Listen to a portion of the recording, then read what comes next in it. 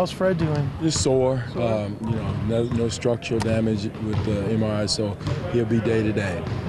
When you have, obviously there's an emphasis on shooting three-pointers this year. When you have two guys like Pascal and OG a bit less so, who are struggling, do you want them to refine the places they're shooting for them, or is it just the same green light? They got the green light. They've got to, one thing we got to do is have those guys to improve as three-point shooters throughout the season, because once the playoff starts, team's going to scout us. They're going to try to scheme for them, and we want those guys to be ready and confident to shoot the ball.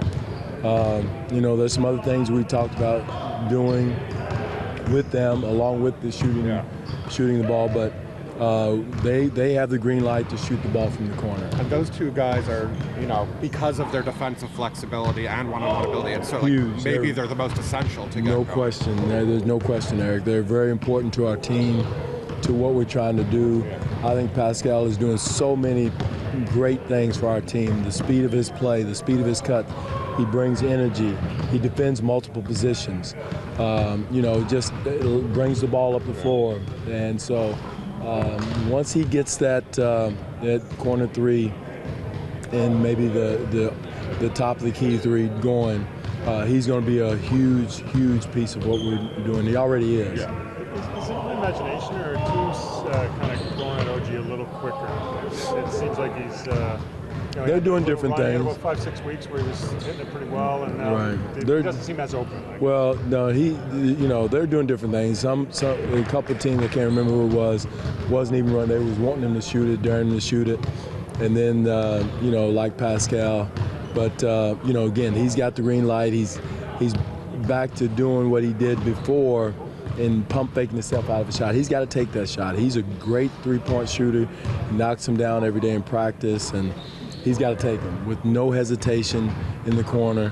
That's the only way you're going to build confidence in this league. And you can't put the brakes on, right? Like, you've got to tell them, take the shot, take the shot, take the shot. Yeah, you got to. Once you do that, you take away the kid's confidence. And I don't want any of our three-point shooters to feel hesitant.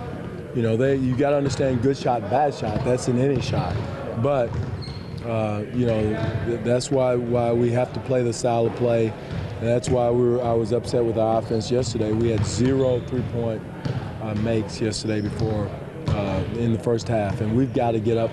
I think we only had, what, 7 or 8 or something, yeah. And we got to get, you know, double that in the first half, and so that was what was disappointing. We were turning down three-point looks. Last week, you had said that you want your guys to stay level-headed, but it's also important that they stand up for themselves when challenged. In that regard, are you happy with the way things went sort of between Kyle and Simmons yesterday, to the point where he didn't get physical, but at the same time he didn't back down? Right. No, you never tell players to back down. Someone is in your chest or challenge you, but we got to be smart, be more composed in those situations. But again, never would tell a player, if you get challenged or somebody jumps in your chest, in your face, to back down. That's in life, you know, and I think, you know, I have no problem at all, but we got to be level-headed. We got to understand teams going to try to get under our skin, try to be more physical with us. We got to play through hits, play through bumps and grabs and aggressive defense, and not get frustrated and taking ourselves out of the game. You ever had players from other teams try and come in your locker room after a game? No, nobody that's stupid.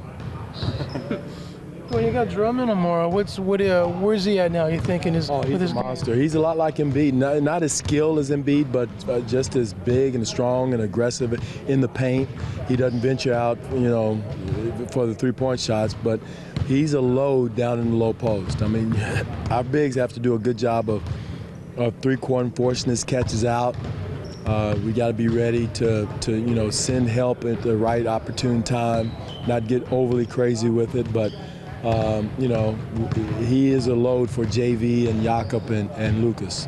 Can you see an identity that stands built there with that Piston when you watch them? With the Pistons, yeah, they're the same Pistons, very physical, you know, aggressive, you know, offensive and defensive team. You know, they attack the paint off the dribble offensively, and then defensively they get into you and bump you and hit you, and they have Embiid back there protecting the paint. So their identity hasn't changed. How much less likely is a fight in the NBA now than, say, 15 A lot less because it's a lot more expensive. And used to, I forgot how much the fines was back in the early 90s.